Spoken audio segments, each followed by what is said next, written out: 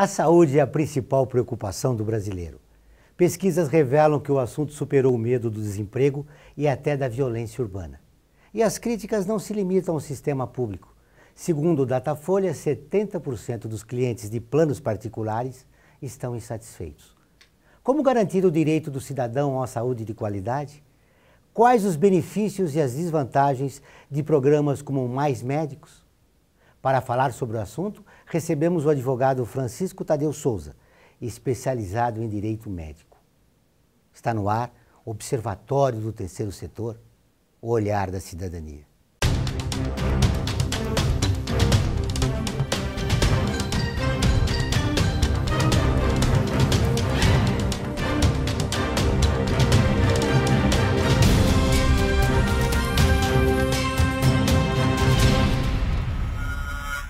Francisco Tadeu Souza é advogado formado pela PUC de São Paulo e pós-graduado pela Faculdade de Medicina do ABC, com atuação em defesa de médicos e pacientes. Tudo bem, Francisco? Tudo bem, Joel. Muito obrigado pela sua presença. Eu que agradeço pela oportunidade.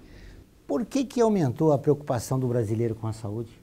A preocupação do brasileiro com a saúde vem aumentando ao longo dos anos, principalmente pelo aumento do acesso à informação. Então, conforme a informação, o acesso às informações vai crescendo, os brasileiros vão tendo acesso a isso, verificando os seus direitos, que eles têm direito, por exemplo, a um medicamento, a um tratamento, a ser melhor atendido. Então, esse brasileiro começa a se preocupar ainda mais e exigir os seus direitos. Porque a qualidade dos médicos também caiu. A qualidade caiu, mas de certa forma os médicos também são vítimas dos baixos salários, dos planos de saúde que exigem longas jornadas de trabalho, enfim, vítimas também da superlotação dos hospitais.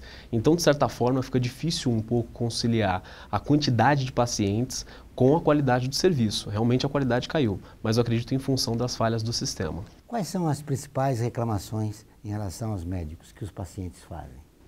Por incrível que pareça, a reclamação campeã que os pacientes fazem é pelo fato dos médicos não tocarem, usando o português bem direto. A reclamação principal é essa: eles chegam no consultório, em alguma consulta mesmo marcada pelo plano de saúde ou no SUS, e o médico, em função da quantidade de trabalho de pacientes para atender, ele simplesmente não toca. Ele ouve o paciente com a cabeça baixa, faz as anotações, prescreve um medicamento e a partir disso a pessoa se sente não atendida. E uma vez que ela não foi atendida, ou seja, que ela não teve uma consulta efetivamente, ela se dirige até o CREMESP e faz reclamações. Isso é o que mais tem crescido. O médico não me tocou, o médico não me analisou, ele simplesmente me ouviu e me passou um remédio. Antigamente o médico generalista conversava com o paciente, atendia, tocava ele e fazia aquela primeira consulta que praticamente resolvia o problema, às vezes levando o paciente a nem usar o remédio. Hoje já mudou isso. Muda porque a mercantilização da medicina que exigiu esse novo médico? Sim, essa nova forma de trabalho dos médicos, um pouco mais baseada no eu já sei, ela decorre justamente da quantidade de pacientes, do aumento dos pacientes de planos de saúde, da necessidade desse médico atender uma grande quantidade de pessoas por dia para poder fazer a sua renda, porque a tabela do plano de saúde é baixíssima. Então, são uma série de fatores que influenciam na queda da qualidade do serviço médico no Brasil. E ainda nós temos um aumento da informação, ou seja, de um lado os médicos não conseguem trabalhar, prestar tantos serviços, ou serviços tão bons. De outro lado, o paciente sabe que o seu direito é de ser bem atendido. Então, as reclamações vão crescer, sem dúvida. Para utilizar um termo da medicina, feito o diagnóstico, como é que nós resolvemos o problema? Pois esse problema acho que começa da mesma maneira que o problema começou. Aliás, a solução começa da mesma maneira do problema, que é buscando informação.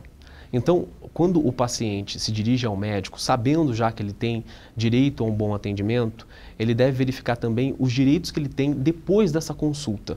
Então, para ser bem claro para as pessoas que nos ouvem, quando algum médico, por exemplo, dá uma prescrição de um medicamento de alto custo, de um tratamento, e já informa logo de cara, em um hospital particular, que aquele procedimento não é coberto pelo plano de saúde, a pessoa deve pensar duas vezes antes de se dirigir à farmácia do Estado, antes de ter que enfrentar uma fila gigantesca e esperar por dias esse remédio.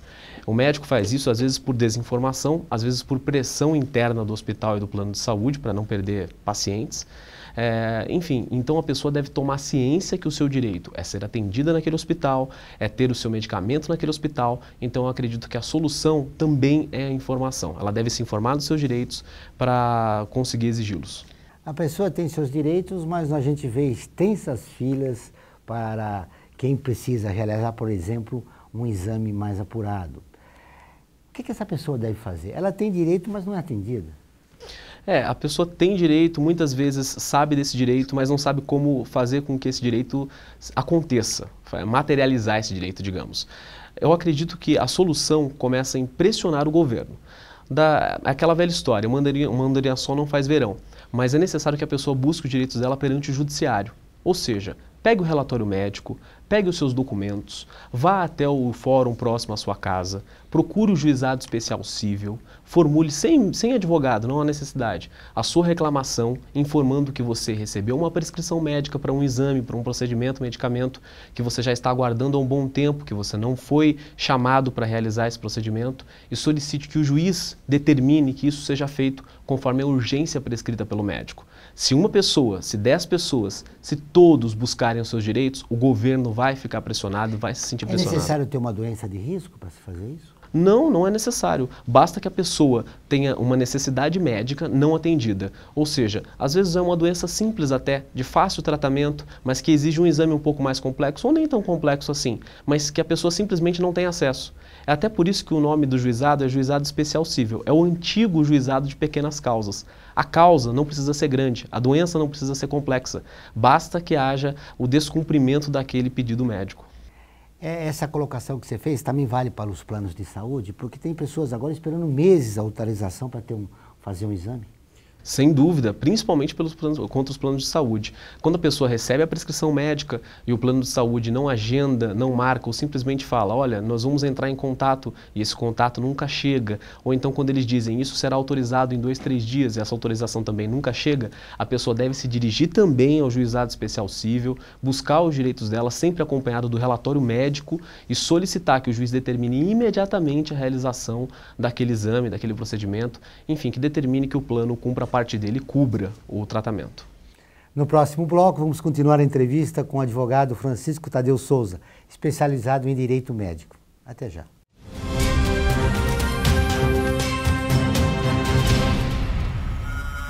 A FUNASP colabora com a USP nas relações entre fundações por meio de fóruns, simpósios, seminários, pesquisas e intercâmbio de informações, além do seu investimento na área social. Para melhores informações, entre no nosso site www.funasp.org.br. FUNASP, um marco entre o universo acadêmico e a sociedade. Tendência Mídia, comunicação, estratégia e inteligência. A Tendência Mídia é uma empresa moderna que desenvolve soluções e realiza projetos de comunicação e mídia na área pública e privada. Para melhores informações, entre no nosso site www.tendencimedia.com.br, a porta de comunicação para seu sucesso.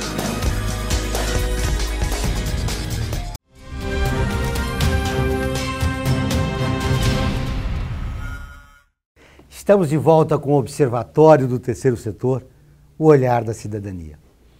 No programa de hoje, o nosso entrevistado é o advogado especializado em direito médico, Francisco Tadeu Souza. Francisco, no primeiro bloco a gente tocou no assunto, mas o atendimento do SUS é precário.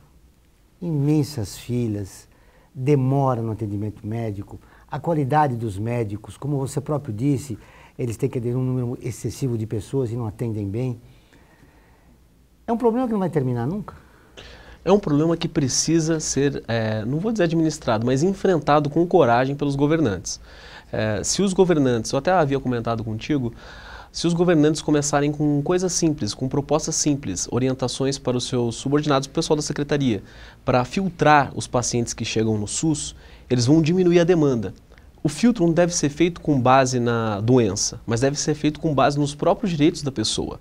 como eu estava falando, tem muitas pessoas que são atendidas pelo SUS, mas são assistidas por planos de saúde. Basta que alguém da Secretaria de Saúde, que alguém do hospital, verifique se essa pessoa é atendida ou não pelo plano e encaminhe essa pessoa para a Defensoria, para o Ministério Público, enfim, para os órgãos de defesa dos direitos, para que essa pessoa seja atendida por esse plano em um hospital particular e assim libere um leito no SUS, deixe as filas um pouco menores e também diminua o encargo da saúde pública. Os planos de saúde têm uma dívida imensa, né, com o governo. Sem dúvida alguma. Quando um médico remete o paciente ao argumento de que aquele medicamento, aquele tratamento, exame não é coberto pelo plano, não é realizado naquele hospital particular, quando ele remete esse paciente para o hospital público, ele acaba remetendo também a despesa com aquele exame, com aquele tratamento. E sai para o SUS que vai ter que pagar por aquilo. Só que a pessoa, além de ser lesada, ela também acaba gerando, não ela, mas essa falha acaba gerando também um encargo muito grande. E o governo não vai atrás, o Estado acaba não cobrando essa despesa dos planos de saúde. Então a dívida só cresce e ninguém cobra. Além do problema de gestão, que você já citou aqui, em relação ao atendimento dos pacientes, há também um problema de falta médicos, funcionários, atendentes de saúde, e os salários são muito baixos. Sem dúvida, os salários são baixos, especialmente do pessoal de saúde, dos médicos, dos enfermeiros. Nós enfrentamos o problema que eles têm que atender longas filas. Então, a fila do posto de saúde é gigante, a fila do plano de saúde do hospital particular também é imensa e o médico precisa atender todas as pessoas com certa qualidade, ganhando muito pouco. Isso com certeza vai afetar a qualidade do serviço. Nós podemos chegar a um colapso se isso não for resolvido. Então, nós precisamos do quê? Contratar mais médicos com um salário razoável, decente, mais profissionais na área de saúde e melhorar o que na gestão?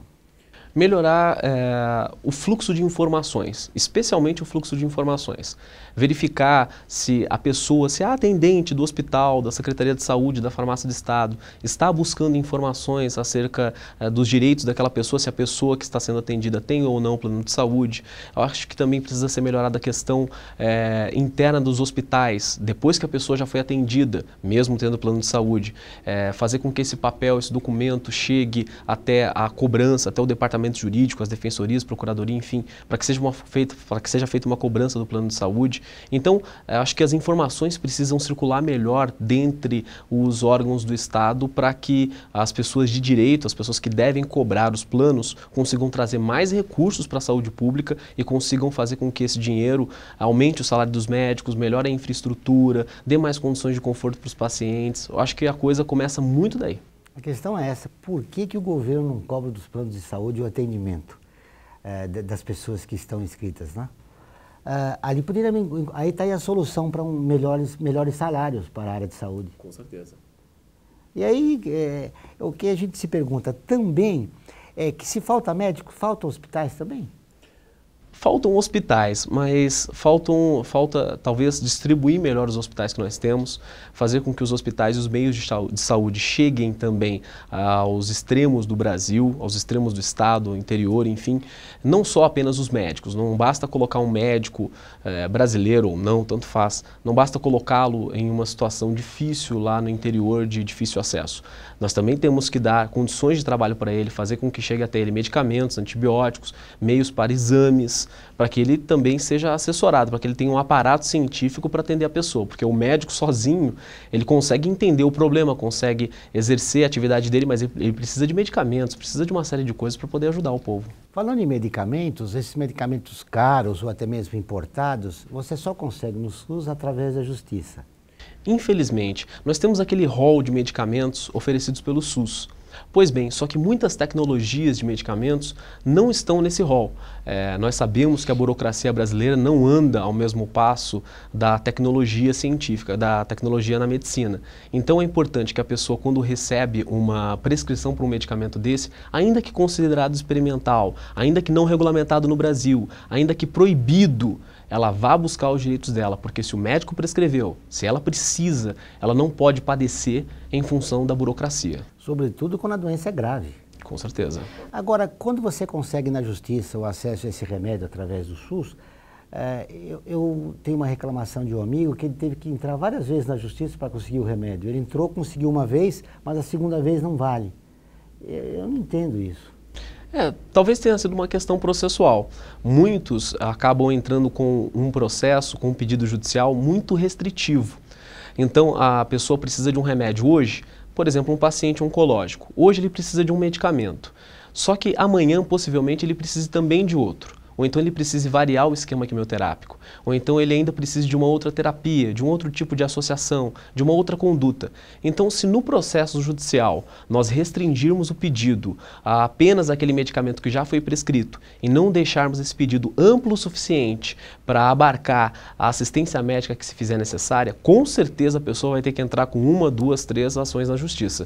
Por isso que o profissional, quando for ajuizar essa ação, ele deve tomar o cuidado de seguir o princípio da eficiência processual para deixar bem aberto para que o médico tenha liberdade para prescrever sem ter que ficar recorrendo ao judiciário. Você destacou isso no primeiro bloco do nosso programa. É importante falar novamente sobre esse assunto.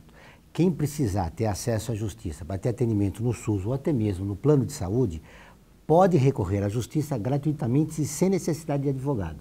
A primeira fase é pegar um laudo médico. Sem dúvida, tudo começa com o relatório médico.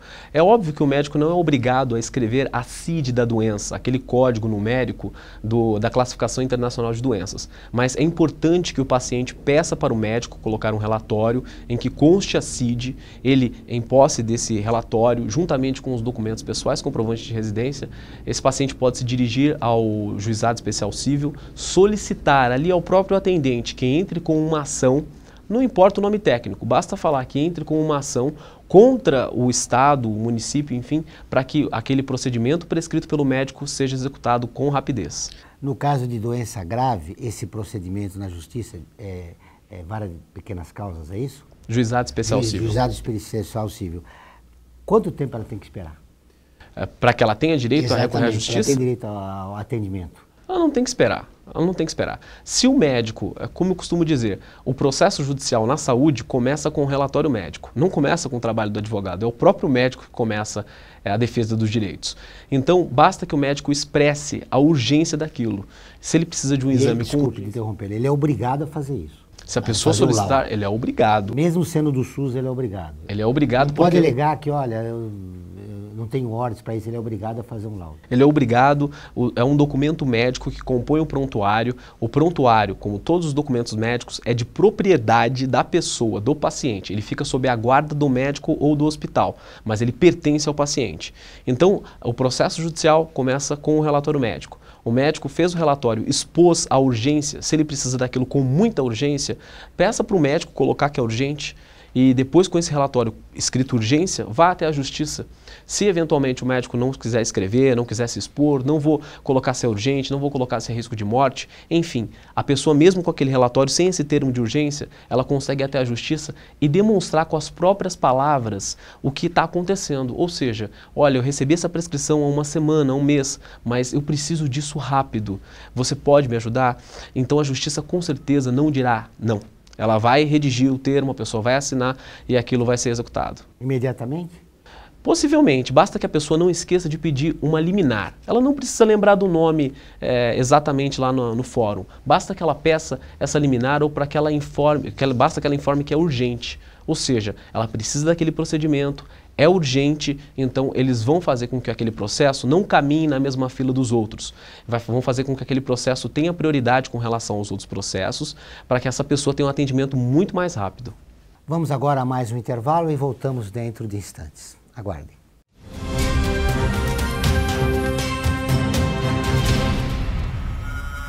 A FUNASP colabora com a USP nas relações entre fundações por meio de fóruns, simpósios, seminários, pesquisas e intercâmbio de informações, além do seu investimento na área social. Para melhores informações, entre no nosso site www.funasp.org.br. FUNASP, um marco entre o universo acadêmico e a sociedade. Tendência Mídia, comunicação, estratégia e inteligência. A Tendência Mídia é uma empresa moderna que desenvolve soluções e realiza projetos de comunicação e mídia na área pública e privada. Para melhores informações, entre no nosso site www.tendencimedia.com.br a porta de comunicação para seu sucesso.